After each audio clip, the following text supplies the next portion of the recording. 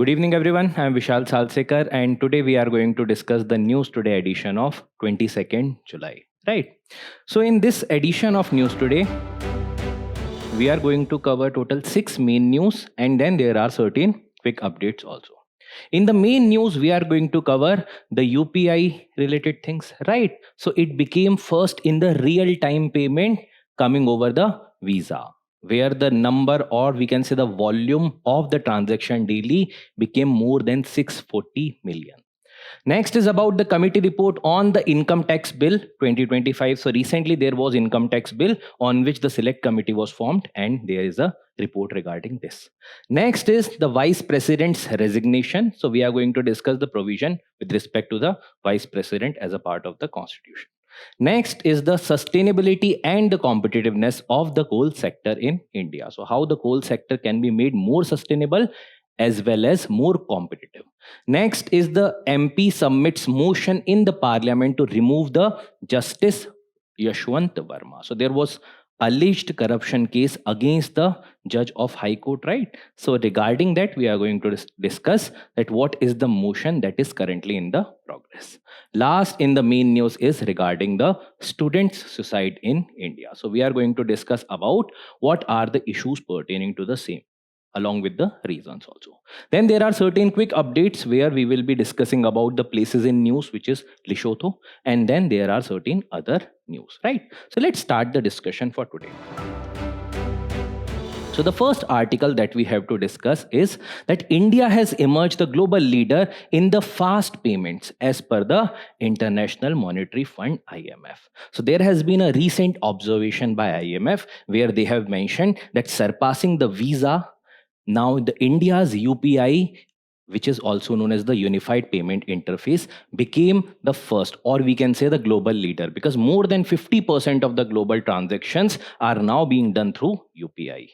Now, when we talk about the volume with respect to this, the volume is roughly more than 640 million transactions on a daily basis, right? So this is the volume and magnitude as far as the UPI is concerned. So let's discuss this topic. Now, before discussing this topic from the perspective of the UPSC examination, General Studies 3, Economic Development, GS2, the government policies and the intervention along with the e-governance related things, this particular topic is important, right? So UPSC keeps on asking these kind of questions. So let's start discussion of this topic. Now, before discussion about the UPI system or what has been significantly achieved, briefly discuss about what is the real-time payment.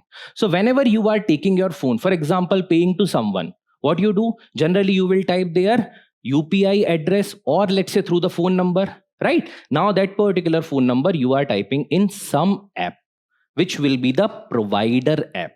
That is not necessarily the way that particular thing is linked to the NPCI. So that is using the NPCI connection, which is connecting the payers and the receivers bank. So in the real-time transaction scenario, what actually happens that when you will type the amount and when you will authenticate, simultaneously the request goes, the request gets verified at the NPCI, the request sent to the payers bank, and then when the confirmation is received regarding the authentication that the transaction is done successfully, you are going to get the notification also. You might have utilized whether it is Bheem, whether it is Cred, whether it is Paytm or any other kind of UPI that you might be utilizing, right? So what it is doing, it is ensuring the real-time payment aspect. Now, apart from that, for UPI, suppose karo, if you have a single mobile phone number, but there may be a chance that multiple bank you might be utilizing, right? So different banker in that particular case, that will be integrated on one payment interface, right? So this is also one such beauty of UPI system. Now, who had developed this UPI system? It was developed by the NPCI, which is the National Payments Corporation of India. So it was developed basically under the regulation of RBI. So it is a non-governmental organization, not specifically under the government's ambit, but it is regulated by RBI. Right. Now, talking about that how this UPI system actually functions. Before this, how the UPI system was built in India, because there was a rigorous process. First, there was a need for the bank account. So India was connected through the bank accounts, right? So through the Pradhan Mantri Jan Dhan Yojana, which was started by the government after just assuming the office, and here more than 55 crore bank accounts were started. So this was, or this can be considered as a pioneer step in order to ensure the UPI or the payment interface which is there in the digital domain. Next, obviously, what you will need the connectivity, you will need the internet speed, right? So for that, there was connectivity along with the 5G revolution that was done. So the internet access became seamless. It is easy. It is at the cheaper cost. That also facilitated the rollout of UPI. Apart from that, the Aadhaar, which is needed for the authentication. So you are going to get a digital identity of 12 digits, right? And that will be acting as an authenticator also many a times with respect to this payment interface. So these are the digital foundations of UPI. So now, what I have discussed briefly, let's discuss about how the UPI structure actually works. So suppose you are sitting over here as a payer. Now this is the application that you are utilizing. It can be anything. It can be, let's say, Bheem also. It can be Paytm also. It can be Cred also, or PhonePe, any specific app which is utilizing this NPCI payment framework. So this is the gateway which is having the banks that are part of it or connected to it. Now, every time, suppose karo, there are multiple or plethora of apps which are utilizing this particular interface. Now, every time they need not to separately get the details about the bank. What they are doing, they are connecting with NPCI. So this interface where you are sitting over here, you are generating the request. This is the application which you are using. That can be any such application. And this is the beauty of this entire framework, that this module will be available for different apps which are working on the UPI platform. So this can be utilized by any app, and this ensures the interoperability of the UPI. And when multiple apps are utilizing this small interface, so here there will be multiple options you are going to get in order to perform the transaction. Whichever suits to you, you can utilize that. And every time you need not to also go to different kind of, like, let's say, if you are utilizing one app, every time it should not be like that. If you are changing your phone, you have to take that application only. You can either utilize any other application. Similarly, there is a receiver's bank, right? And then there will be, let's say, the person who is going to receive that amount. Now, at this stage, the banks, the payers and the receiver's bank is also connected. So these are not directly connecting with the banks. These are connecting with NPCI, and then NPCI functions with the banks. Is it clear? Now this is a step ahead from the closed loop system, because in the closed loop system, actually what was happening, that the interoperability was missing. Because suppose karo, initially try to recall that wallet system. For example, let's say the Paytm wallet. So from Paytm wallet, the amount was going to the Paytm wallet only. Similarly, let's say PhonePe or any other wallet. So the interoperability issue was there. Now here there is no such interoperability issue. Just try to recall another system, which is the IMPS system, which is the immediate payment system, right? So though NPCI ka UPI system is based upon the immediate payment only, it is an extension to that, but it provides a lot of flexibility to the user, right? So the closed loop system, there was no much interoperability. On the other end, in the UPI system, where there is a lot interoperability, this module is common, and then this module can be different. For example, application for the sender and the receiver, right? Now, talking about certain observation with respect to the UPI system. So if we talk about the transaction volume for June 2025 was 18.39 billion. So this much number of transactions were performed by the UPI system in the billions. So 18.39 billions. Now, apart from this, with respect to the transaction volume in terms of amount, it is 24.03 lakh crores. This is the volume of June 2025. And daily payment, number of payments that are being done through UPI, that I was talking about, more than 640 million payments on a daily basis. Now, why I have shown you this? Because see, whenever there will be a question in the UPSC at any point of time, if you have to start the answer of those questions, you can utilize showing the gravity or the importance, and these will be acting as a good source to start your answer. Within the introduction only, you can write about these things. For example, with respect to the transaction, number of transaction performed on a daily basis, or let's say on a monthly basis, or the gradual progression that has been achieved over a period of time. Within a few years, it has grown exponentially. Right? So these are the things you can utilize in your answer. And this is in the context of the unified payment interface. Now, when we have discussed regarding the architecture, now what are the benefits or what kind of things that you can expect from the UPI? First thing is the digital public infrastructure. Now, what is the digital public infrastructure? So whenever there is digitization of any specific services that as a citizen or as a public you are going to get from the side of government, they will become the part of the digital public infrastructure. Maybe DigiLocker, maybe any other kind of documentation wala thing, or regarding this like the payment gateway or the payment system which is facilitating the payment, right? All these becomes the part of your digital public infrastructure. So UPI also acts as a digital public infrastructure which is helping people to ensure the seamless transaction. Next is about money anytime anywhere, means 24/7 transaction will be done. It's not like there will be a window only, or this cycle will run only after half an hour or after 30 minutes, right? As it was or it used to be done in NEFT system, right? So it can be money anytime anywhere, and that is facilitated by your mobile phone. Clear? Next is the easy integration. Now it is not only dependent upon one app. For example, let's say Bheem.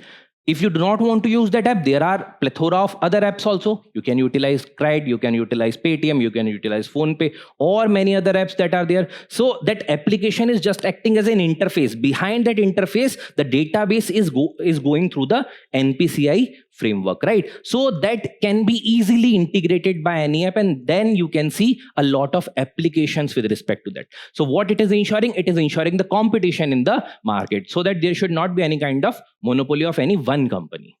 Next is about the interoperability. So again, as I have already talked about, let's say if you are changing your phone, or if you do not want to continue using that particular application, what you can do? You can install any other application which is supporting the UPI payments, right? So in that case, it is helping you to ensure the interoperability also. Apart from that, the cross-border settlement. So Government of India has done MOU with different countries which have also rolled out the UPI system for the Indians residing in these countries, right? So there are many such countries. For example, there is Singapore, there is UAE, there is Bhutan, Nepal, Sri Lanka, Mauritius, France, and the recent inclusion is Namibia, after the Prime Minister visited that country and then discussed about the digital public infrastructure, right? So UPSC had asked the question about this already. Next is about facilitating payments in the Indian regional language. Now see, considering the diversity of India, and we know that there are different issues going on with, let's say, maybe English or maybe Hindi or any other regional language, right?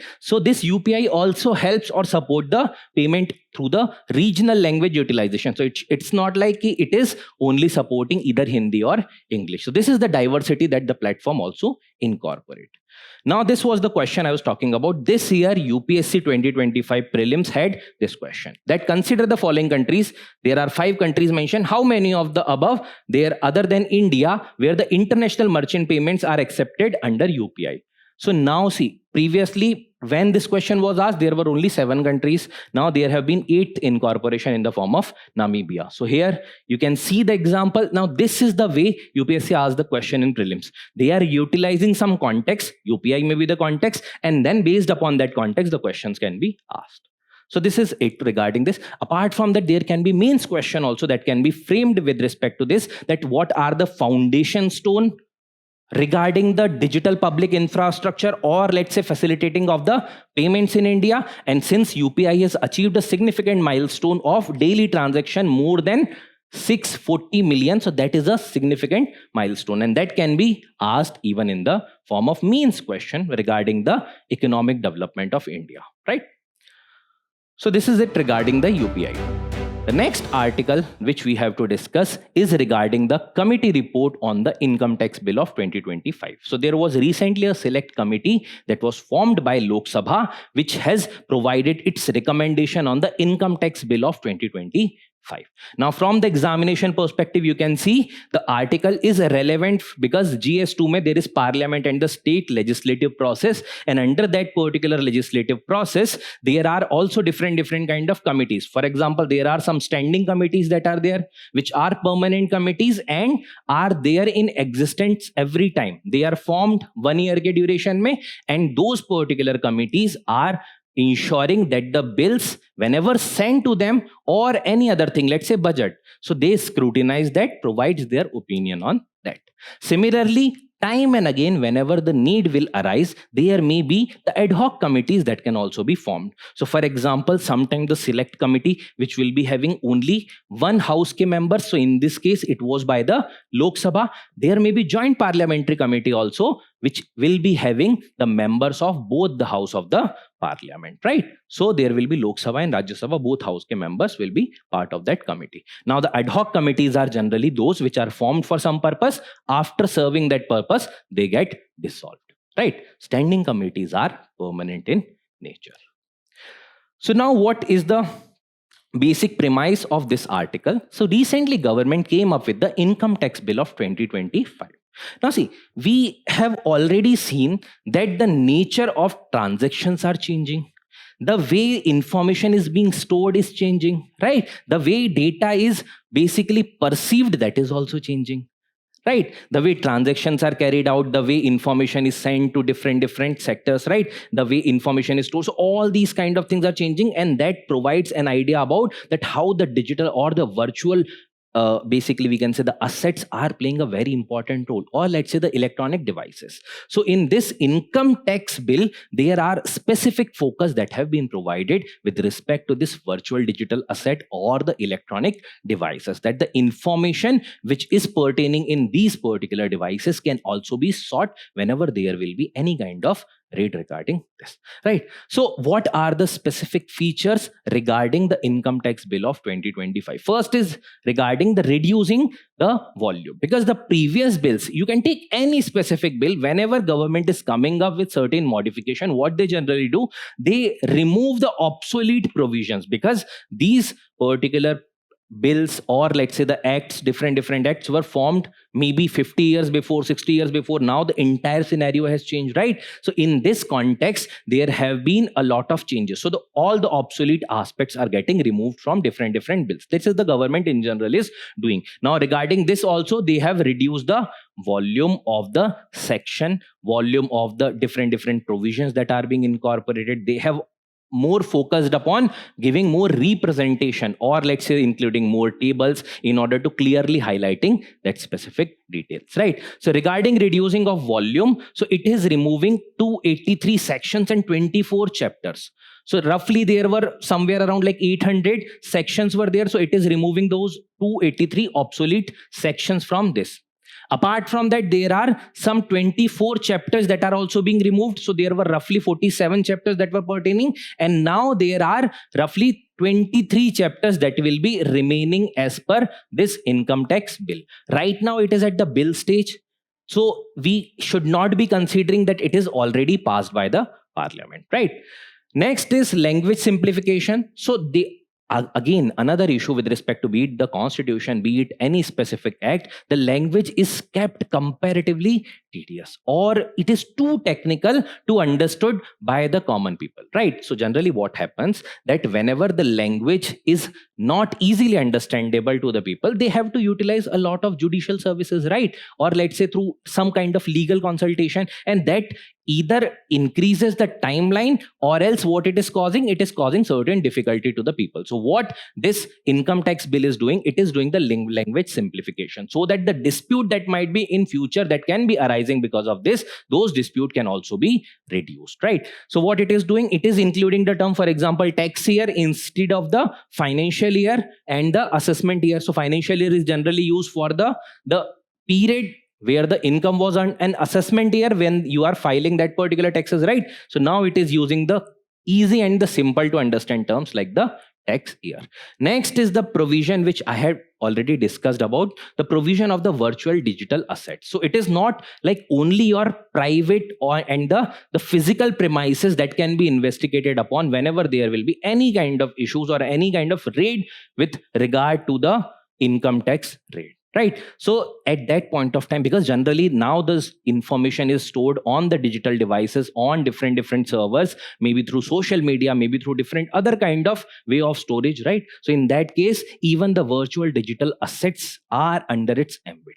So there, what you need to do, you have to cooperate with the agencies, you have to provide the passkeys or the password. If those particular information is encrypted, you have to give the access to the department concerned in this regard.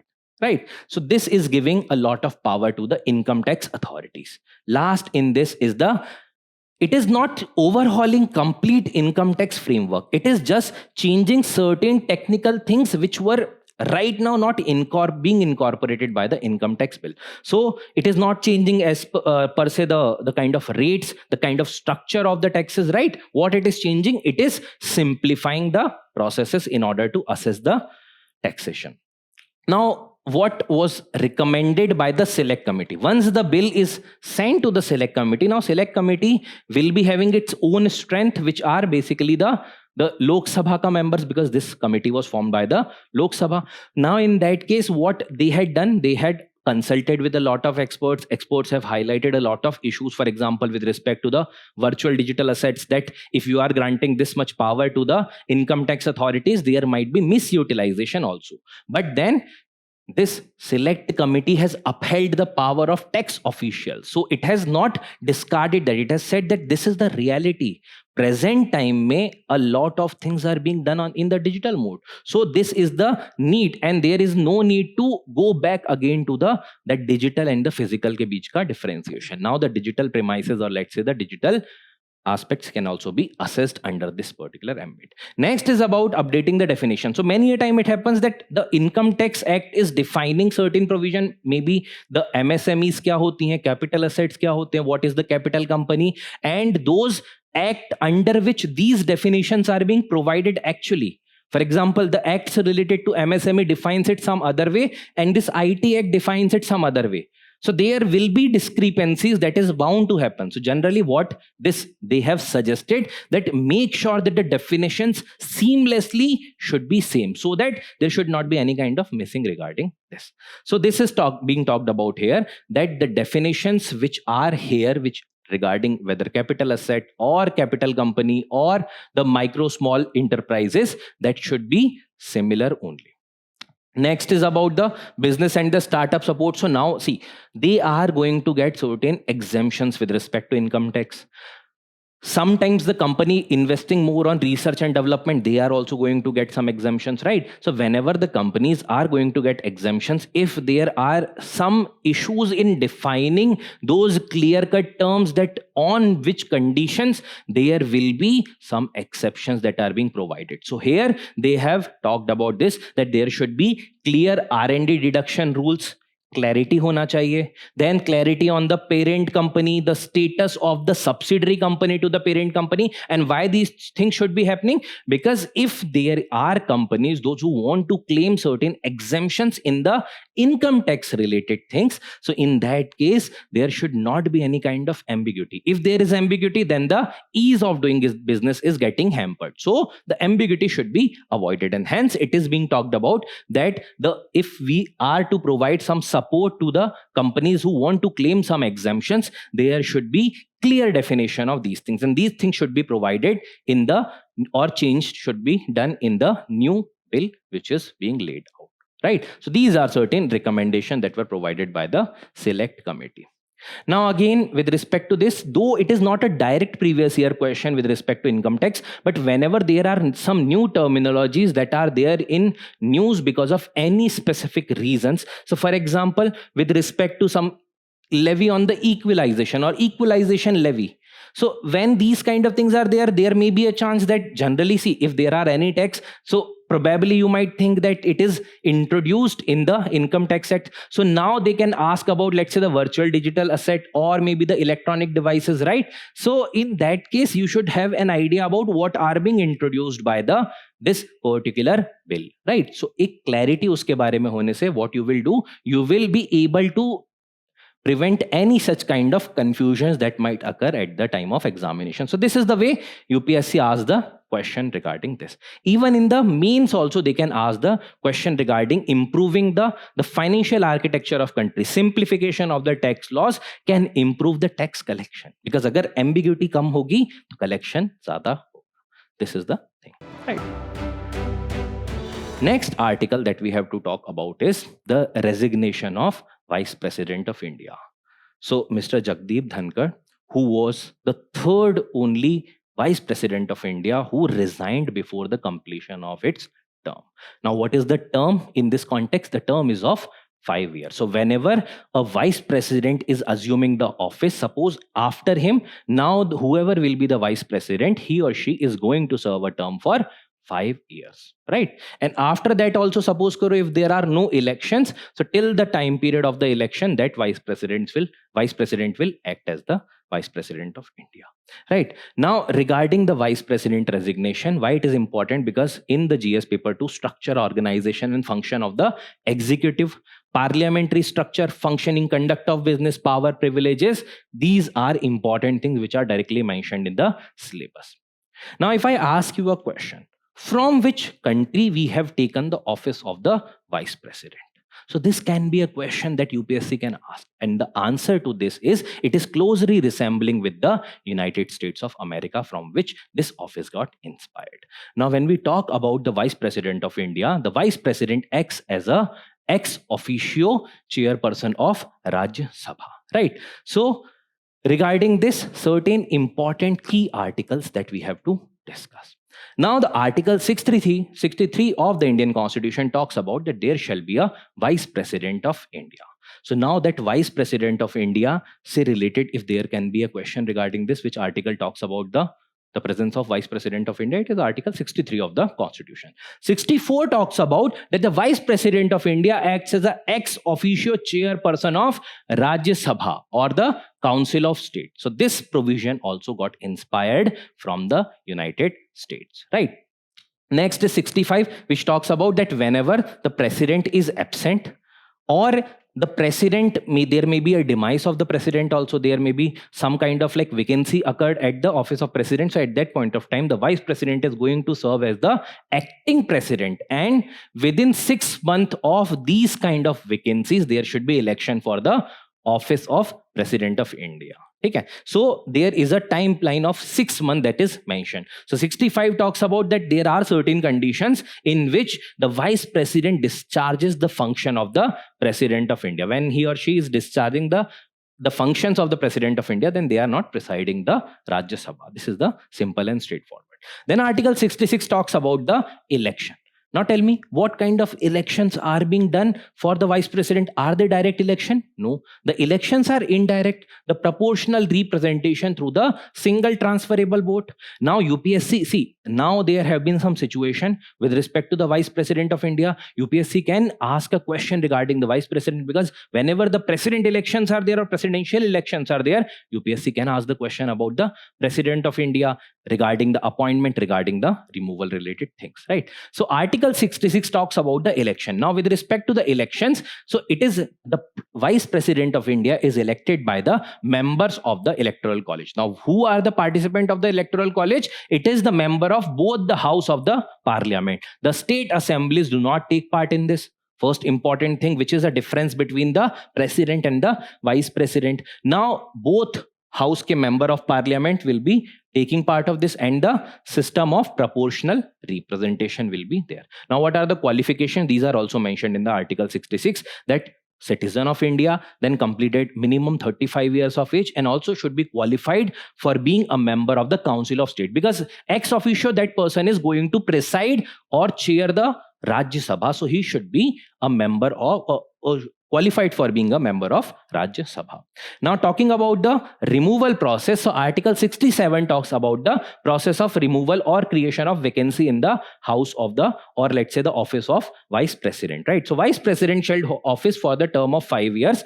Now there can be, if he or she wants to resign, they will be resigning, giving the resignation to whom? To the President of India. So this was done by the Vice President Jagdeep Dhangad, right? So they can resign, giving the resignation to the President. Now they can also be removed. So if not resigned, maybe some kind of issues that occur, maybe political differences, so there can be removal process also that is initiated under the Article 67 of the Indian Constitution. So again, which particular body or which particular council he is presiding? The Council of State. So the resolution will be initiated by the Council of States only, and then there should be the effective majority through which this resolution should be passed, and then there should be concurrence by the Lok Sabha also. So if the question is that only Rajya Sabha's approval is needed, the answer will be no. But yes, the initiation power is with only Rajya Sabha. Then the Lok Sabha also need to concur this. So all these things are being provided under Article 67 of the Constitution, right? So these much things, because see, when he has resigned, now right now there are no much information that are being provided. So what is important are the constitutional provision, because there will be re-elections also, and those re-elections may again these articles will become important. The next article that we have to discuss is about the government outlining the key strategies to ensure sustainability and the competitiveness of the coal sector. Now, when we are talking about some sector related to the energy and ensuring the sustainability and the competitiveness, and when it is coming to the coal sector, which is still predominant as far as the India's energy architecture is concerned. Because when we talk about the India's energy architecture, few days back we had seen that with respect to the grid connected energy, we have achieved that now from the non-fossil fuel based resources, the majority of the energy is coming. But still coal is a predominant aspect from which we are getting the energy, right? So from the examination perspective, it is important because GS paper 3 mein there is a topic of infrastructure, energy, conservation, environment, sustainable development. These are the things which are being part of the GS3. So this can be a probable topic. And coal, anytime there are different kind of schemes regarding the coal sector, or let's say the sustainable utilization of coal. So in that particular case, there can be a probable question with respect to this, right? Now talking about this initiative, why we are talking about that there is a need for ensuring the green or clean coal and also ensuring the competitiveness in the coal sector. Because right now, as of now, the coal is reality. The majority of the energy is coming through the coals, right? So when it is coming from the coal, so in that case, there is a need for making coal or availability of coal comparatively greener. So for that, there are certain things which are being suggested right now. So first is regarding the greening and the bio reclamation. So whenever there are certain coal field, for example, let's say if there is a coal field at certain place, like this is the coal field from where the coal is being generated or extracted, right? Now there are some area which are the leftover area. And sometimes what happens that this particular area is also utilized for mining. But if there are lesser operations going on, you can utilize these for the afforestation related things. So what it is helping through the afforestation initiative. So you are producing carbon on one hand, and on the other hand, you are utilizing that area to recapture the carbon also. So these afforestation initiatives are being supported by different policies of government also. So primary stakeholder in this case will be whom? Those who are responsible for production of coal, right, or extraction of coal from that particular place. So there will be certain coal and lignite PSUs or maybe the companies. So they are being encouraged in order to do or spend more and more on the afforestation related things. So whatever production of the carbon dioxide or greenhouse gases they are going to do, that will be also sequestered at the similar place. Apart from that, there is MOEFCC ka green credit program that is also there. So what this green credit program is ensuring that they are basically supporting how they can contribute more and more in order to ensure more carbon capture or sequestration, and also funding for the afforestation related initiatives. So this is the greening and the bioreclamation, right? Apart from that, the treated mine water utilization. So whenever you are doing the mining activity, you will dig deep into that particular region, you will exfoliate the layers of earth, and then eventually you will reach to your mineral, you will extract that mineral. Now what will happen, sometimes you will encounter the groundwater resources in that particular process, and when you will be encountering that, sometimes ho sakta hai ki through aquifers they are again and again getting filled. So this will be creating a kind of lake like situation. Maybe a chance ho sakta hai groundwater aquifers, now maybe the rainwater is getting collected in those regions, maybe through any other things, for example the cleaning of coal. So whenever the water is getting accumulated in that region, that water after treatment filtering can be reutilized in different aspects, for example community supply for daily activities, right? Apart from that, the industrial usage, for example a lot of other things, for example agriculture, also environmental services. So for a lot of things this can be utilized, this water after treatment can be utilized. Next is the extracting sand from the overburden. What is overburden in this case? Overburden is the region that you are extracting. For example, in order to get the actual mineral, you will exfoliate the upper layers. So whatever is coming out from the upper layers, they are basically raw rocks, boulders, maybe any other thing, right? So what you are doing, there are, when you crush those, there will be sand that will, or the granules that you are going to get. So if those sand or the granules are being utilized for the construction and different other purposes, so you will not need to be dependent more on the river water se jo sand aa raha hai. So this will ensure two things. First, the waste thing which is getting generated from the mining, that is utilized for the housing. First thing. Second thing is you are preventing unnecessary encroachment of the river areas, jahan se otherwise the sand could have been extracted and that might have caused the issue for that region. So this is the both way benefit. Next is the blasting free mining technology. So generally in order to mine, either what you can do, you can use some kind of like explosive, you will blast and that will create a kind of crater like situation, and from there you will dig deep and then you will get the minerals. Otherwise what you will do, you will use certain specific technological tools in order to go deep into the earth through a gradual moving in the earth. So here you are not utilizing the blast. So the blast free mining technologies are being more promoted. That is because more environment friendly and not causing that much environment degradation as compared to the blast technology. So there are some surface miners, there are continuous miners. So they are digging the earth gradually. They are not like in one go they are doing, because that can induce the earthquake and cause a lot of destruction also. Next is the clean coal and the renewable energy. So right now the coal that is being utilized, every type of coal is generating the greenhouse gases. But if you are washing that coal, if you are cleaning that coal, first thing, the amount of generation of the carbon dioxide can be reduced. Apart from that, it can be utilized in some other way also. For example, coal gasification. Here you are not physically transporting the coal, but through gasification of coal you are getting that syngas, and that gas is being transported. So here you are utilizing that gas as a fuel that is comparatively lesser carbon generating. Apart from that, the coal bed methane is also there. So this is also comparatively greener resource. Right. So these are the sustainability initiative for the coal sector. Now, what are the other measures that are being adopted and that are being promoted by the government? The enhancing domestic product production and consumption. So for mining, you will need permission for that, you will need licensing for that, you will need a lot of facilitation, then transportation and all. So all these things are being facilitated now by the government, so that it become the seamless process. And then जो import कर रहे हैं अभी हम, whatever coal import we are doing, there will be reduction of that, because we are one of the largest producers of coal, though we are one of the largest consumers also. But for that, yes, there are sufficiently available resources that are there. If the process gets tedious, then people are dependent upon the imported coal. But if we will be able to integrate the entire ecosystem, then the process will be easy. So there is the interministerial committee also in order to ensure the coal import substitution.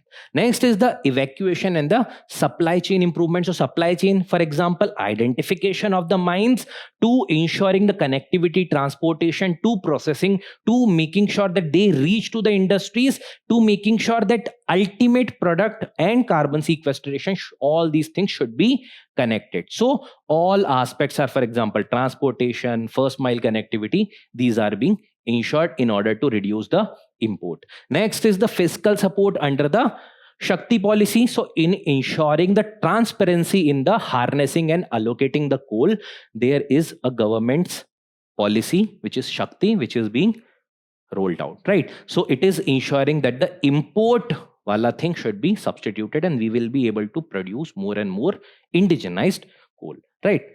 Then next is the coking coal mission, which is ensuring that the domestic coking coal, which is the high grade coal, which is having lesser carbon content, which can be utilized more for the steel sector, that should be more indigenously produced. So there will be less import dependency and more indigenized coal that should be utilized. ठीक है? So steel sector के लिए domestic coking coal supply का भी provision है.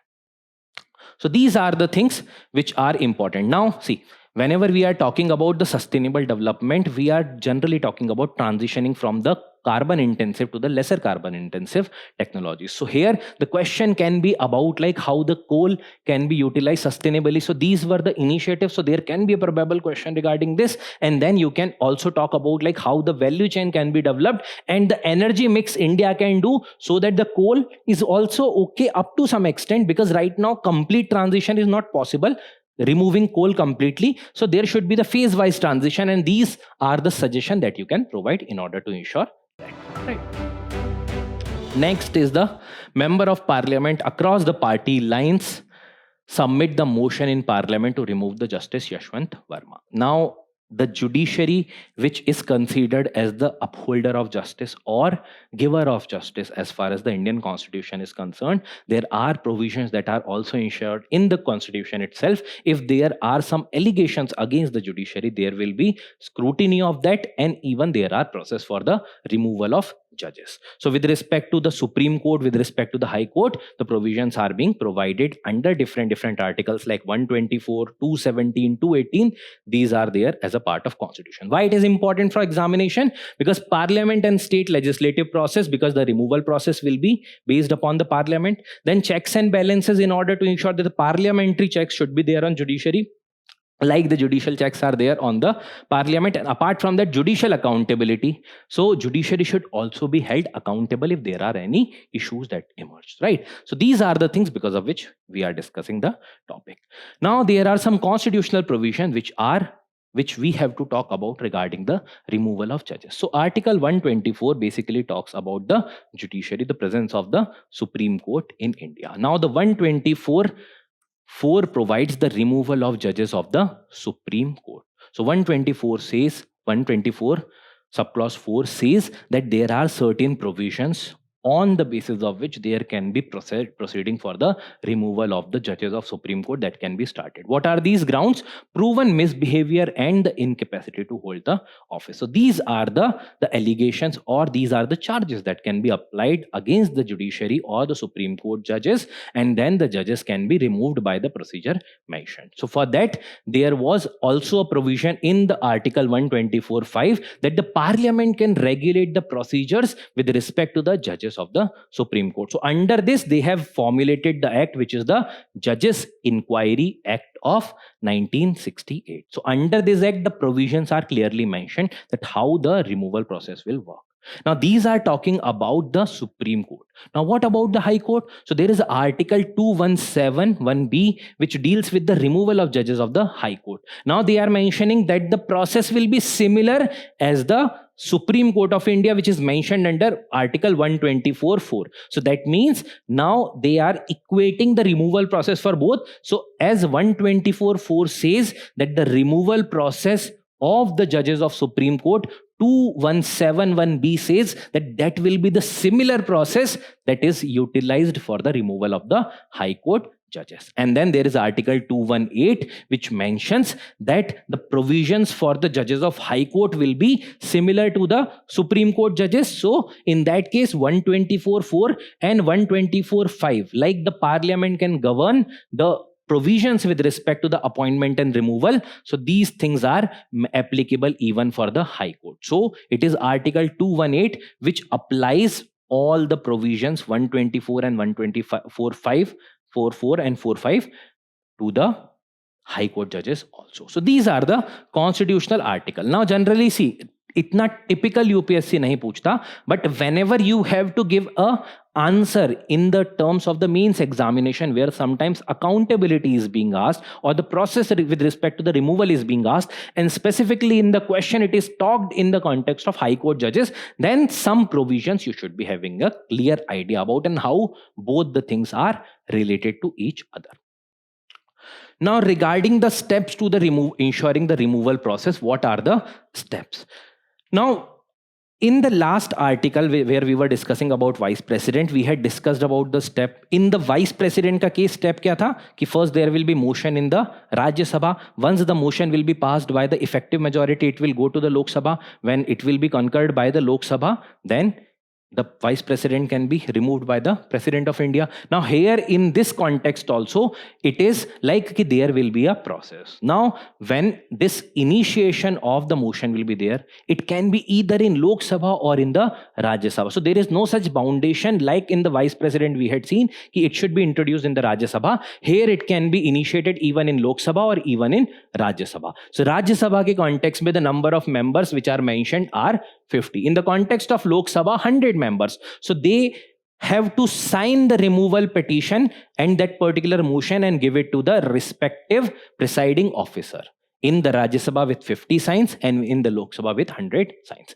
Once that motion is now initiated or started, now there will be an inquiry committee. So it is a 3-member inquiry committee. One will be the Justice of the Supreme Court, then one will be the High Court Chief Justice and another will be the distinguished jurist. So these are the 3 members, Supreme Court Judge, Chief Justice of a High Court and a distinguished jurist. Now they will find out that whether the allegations that are there, for example, proven misbehavior and incapacity, these are whether verified by this particular committee. If they are verified by the committee, then in that case, it will go for the parliamentary approval. So parliamentary approval mein, whichever house has initiated, first it will pass in that specific house. So for example, let's say agar Lok Sabha ne initiate kiya, so it will be passed by Lok Sabha by what majority? It will be by the special majority. Now in that case, what is the special majority? Special majority will be majority of the membership of the house and then majority of the 2/3 of the members present and voting. So this is the special majority in this case.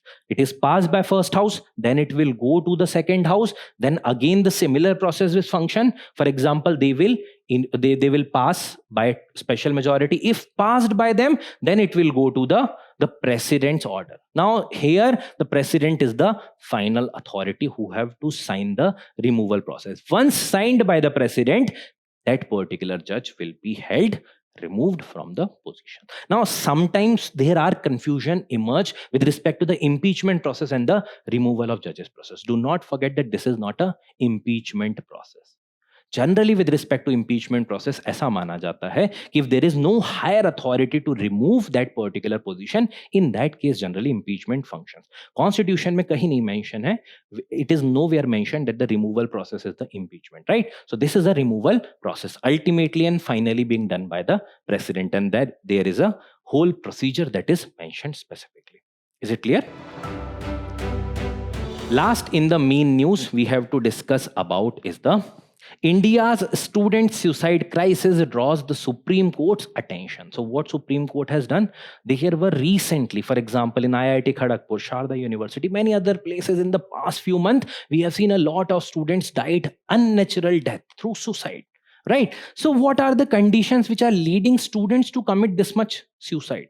So this was intrigued. Supreme Court had taken cognizance to this issue and then they had taken the suo motu cognizance. मतलब कोई गया नहीं Supreme Court में. Supreme Court itself had taken the cognizance of that particular issue and now they are understanding, verifying, and later on there may be a chance that they will provide some guidelines regarding this. So now from the examination perspective, how this is important from the syllabus, GS2 social justice is the important part. So issues relating to the development and the management of the social sector, services related to the health, education, then the human resources, right? So here most prominently the students education sector. Apart from that, even education related to different sector, it will functions. Then the judicial oversight over the institutions. Then apart from that, see, it is also mentioned by many such experts that the mental health can become the next pandemic. So since this is related to suicide, there is a prominent aspect that UPSC can ask a question about the mental health. Previously UPSC had asked a question about the suicide amongst the young women.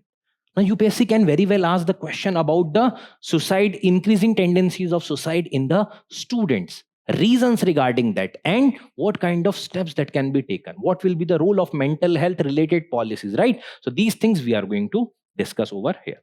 Now there are some statistics. Whenever these kind of questions UPSC ask, there is a need to address the gravity of the situation. And how we are going to provide the gravity to that situation? The gravity will be provided by data. So out of the total suicides that are being committed in India, 7.6% suicides are being done by or committed by the students whenever they are studying in that institution, right? So this is the 7.6% overall population के हिसाब से अगर देखा जाए तो this will be a large number, and this is as per the NCRB ka data of 2022. This can become a credible data in order to initiate your answer regarding showing the gravity of the situation of suicide.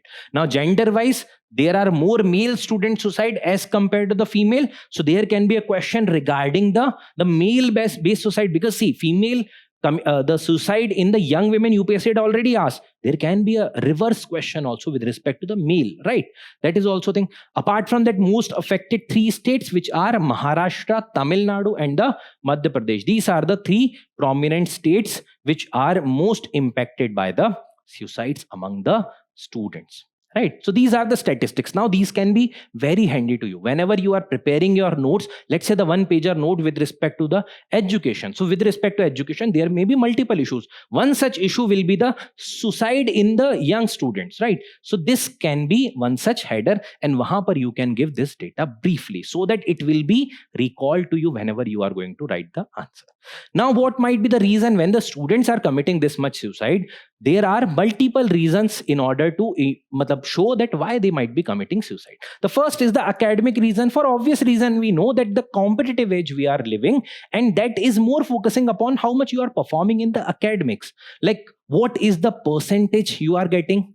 वो देखा होगा ना 3 Idiots में, you might have seen कि यार 90% आए थे उस साल में, मेरा academic performance अच्छा है. So these are the expectations that are being increased. Now it's the entire societal thing which is being developed, and that culminated in the academic reason. There may be some peer pressure, there may be certain pressure from the side of academic faculties, there may be from the entire ecosystem, right? 3 Idiots में multiple things that were shown that how that led to the committing of suicide by that bright student. Next is the institutional reason. Now there are many such institutes. For example, caste as an institute plays a very important role. There are a lot of discrimination based upon caste. Then maybe with respect to their special abilities. So if the student is differentially abled, there may be certain kind of discrimination with respect to that specific children. There may be ragging also. There may be different kind of racist remarks also. So these also creates the mental tension, pressure, and that leads to the suicides. So ultimately अगर किसी भी suicide के पीछे आप देखोगे, there will be a lot of anxiety, mental pressure that is remaining, right? Next is the family issue.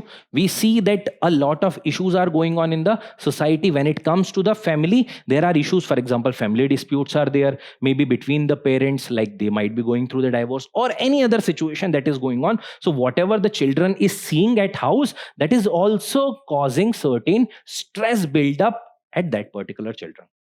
And there are high chances that the children might commit or may be susceptible to suicide if not provided with the adequate counseling. Last is the social. Again, there may be isolation of that children. There may be certain stereotyping against that children, like this is always seeking certain kind of benefits, right? So there may be certain social stigmatization from the students' perspective. There may be certain, we can say ना, generally हम बोलते हैं कि कुछ मजाक उड़ाते हैं. We think that it is funny, but that might not be that funny for that children, right? So these are the things which we can say that rising of suicide among the student is increasing in India.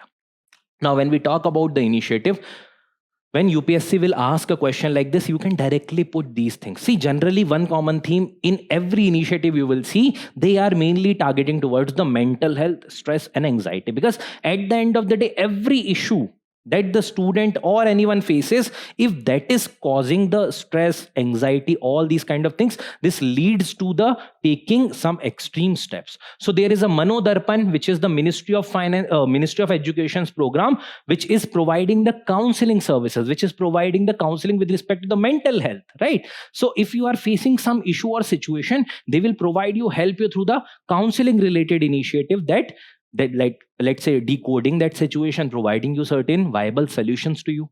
The next is the National Tele Mental Health Program. Again, this is targeting for the counseling and the career services. Maybe you might have failed in any specific examination, so what alternative career progression that you can take, what kind of things that will be helpful for you, and that can be utilizing whatever you have done presently, right? That is there. Then the National Task Force constituted by the Supreme Court, again in order to provide more highlighting to the mental health and the stress related issues, and in order to ensure that there can be preventive measures that can be done, right?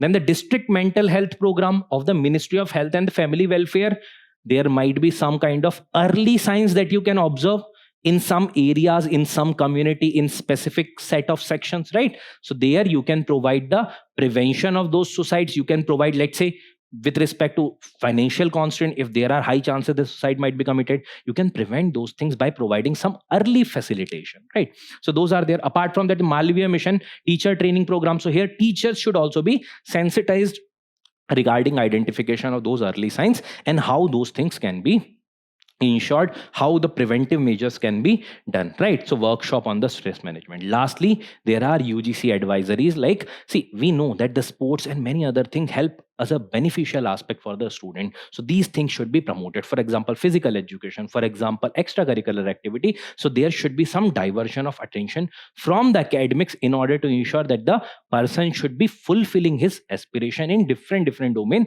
and studies should not only be the constraint, right? So these are the things. Now, anywhere there is a question about which is asking the rise of suicide, not only the students, you can talk many of these that will go handy with your answer, right? So these are the things that you can talk about. Next is the places in news, which is Lesotho. So recently the Minister of External Affairs state visited Lesotho, and then there was discussion about how the relations can progress. So this is a very small state, or the nation state, which is situated entirely in the South Africa. So it is completely surrounded by South Africa. एक छोटा सा देश है within the South Africa itself, and it is situated at comparatively high land. It is said that roughly the elevation of the entire, or the altitude of the entire country is more than 1,000 meters, right? So this is also known as the kingdom in the sky. Now, the capital is Maseru. Now, talking about something, because see, when the mountainous or the elevation of this country is too much, so the country is mainly mountainous only. So 2/3 part of this country is mountainous.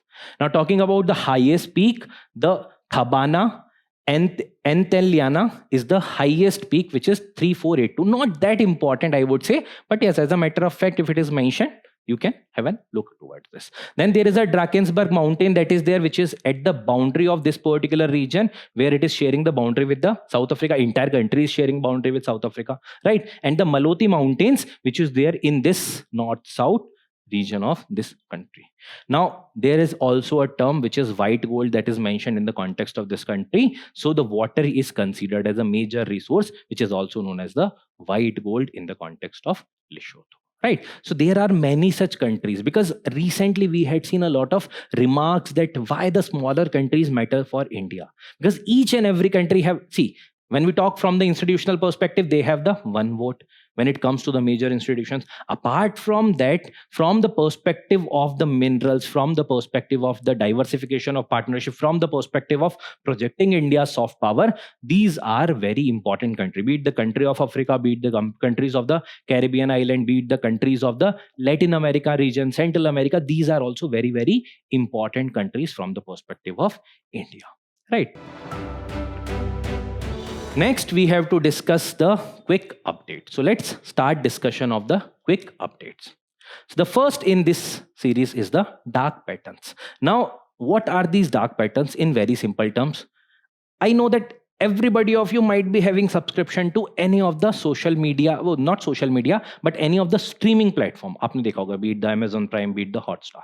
What generally is being done? First, they ask you to take the subscription. You have taken the subscription. Now, what they will ask you that if you want to see this ad free, you will have to give more money. If you want to see the premium content, more money. So like this, they are manipulating the user choices. कि अगर ये देखना है और पैसे, you have to access this much. So what this is ensuring, these are the signs of the dark patterns. Means the platforms are coercing you. Matlab they have asked you some money for the subscription. You have taken thinking that now the every content available here will be available to you. Now they are saying for the segregated aspects there are different access ka paisa you have to give. Apart from that also, sometimes what happens, they will take your card details. Now there are terms, conditions, बहुत सारी चीजें लिखी होती हैं, and in that they will also mention that if the subscription will end, automatically renew हो जाएगा.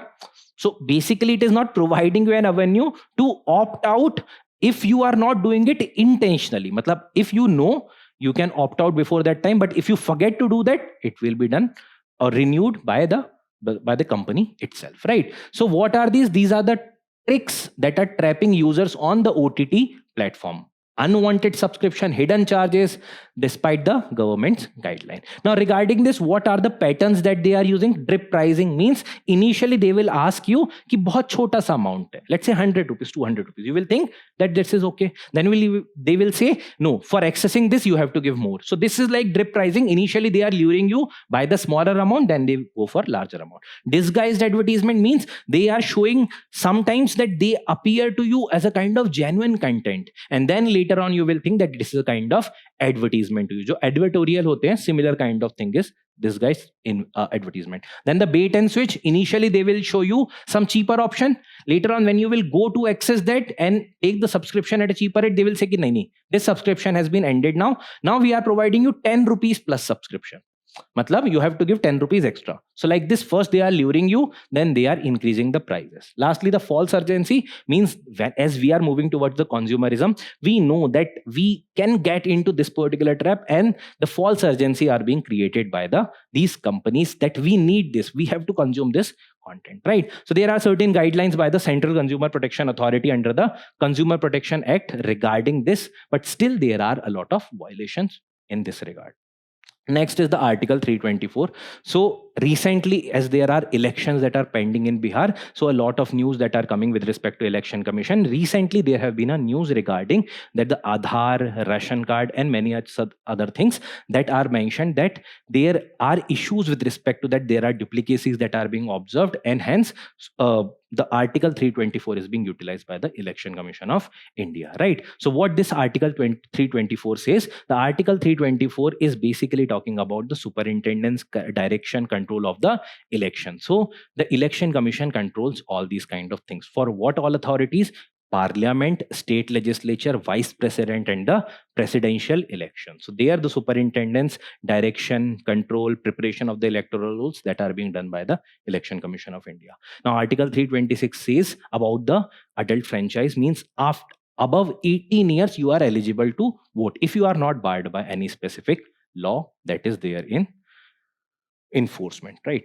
Next is about the bills of lading bill. What are the bills of lading? Bills of lading are, suppose karo, if you have to ship certain, let's say, goods through the ships or the carriage, right? So there will be a bills of lading that will be done as a contract between the one who is responsible for the freight transport and another one who will be the shipper. So this is a kind of contract document which will mention what is the quantity that is going, what is the nature of the goods, where it have to go, and all these kind of detail, so that what it will be ensuring that the international trade yet transportation hai, that should remain smooth. There should not be any kind of major issues as far as the transportation are concerned. So as government is focusing a lot on the kind of streamlining the ease of doing business as far as the port related things are concerned, and government is functioning through, let's say, the Sagarmala project, and many other projects are being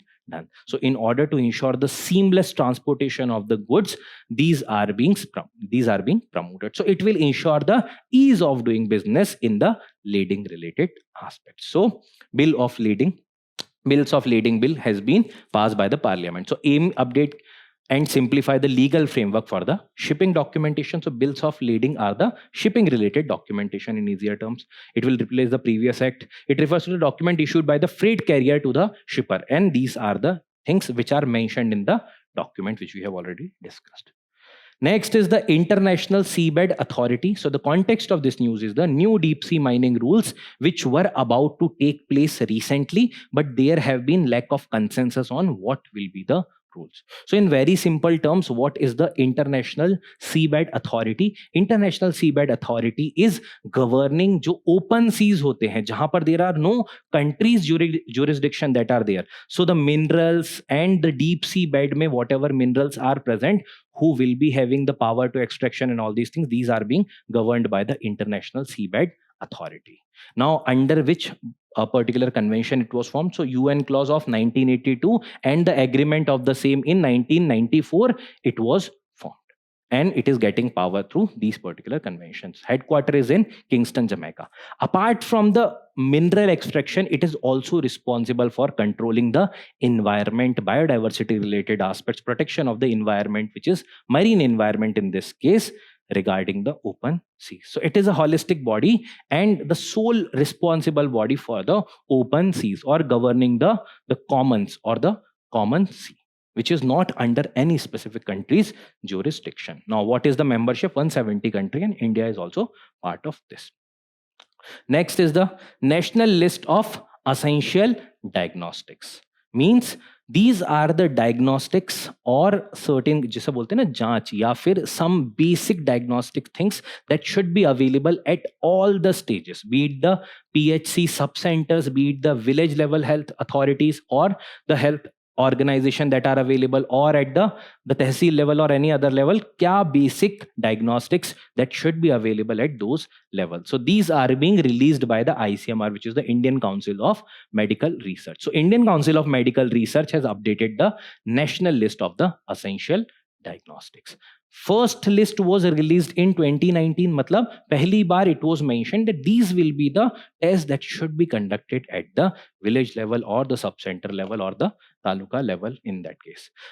What are the diagnostics that should be basic minimum that should be available in the different layers, like the village level, sub-centers level, then the primary health centers level, right? So what are the inclusions? The inclusions include the rapid diagnostics test for the sickle cell anemia, right? Blood related disorder, then thalassemia is there, then the hepatitis B is there, and then the syphilis is also there. At what level? At the sub-center level. So these are included under the national list of essential diagnostics, right? So it recommends the collecting of sample for the dengue testing also at the sub-center level. So this is also a new addition.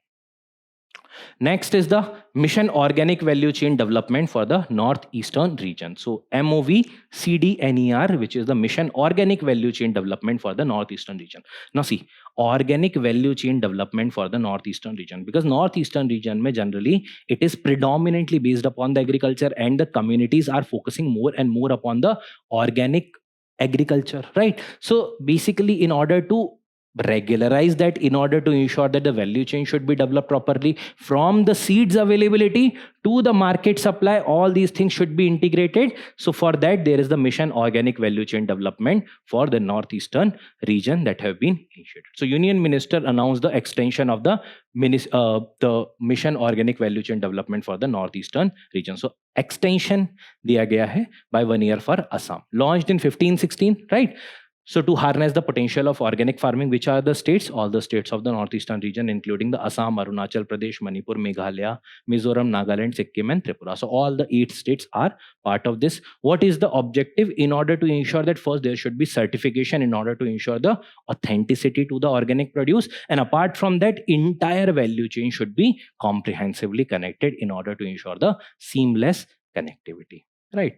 Next is the Meri Panchayat application. So this application M Panchayat or the Meri Panchayat application has been awarded by the World Summit of the on the Information Society WSIS Prize of 2025. Right. So what is the M Panchayat or Meri Panchayat initiative? So you know that the Panchayat level pe bhi we are now talking about the e-governance, right? So there are more than 2 lakh that panchayats are there, and apart from that, more than 25 lakh elected representative. Now, what are the processes that are going on? What is the update? What is whether social audit is done? Whether the Gram Panchayat development plan is being shown? Whether the funds utilized in the transparent manner? So in order to ensure the transparency and also the accountability, these kind of initiatives are being done. So in order to ensure proper e-governance at the grassroots level, the initiatives like Meri Panchayat is being started, right? So the authorities responsible, Ministry of Panchayati Raj, then the National Informatics Center, which is the MITI के अंदर है, Ministry of Electronics and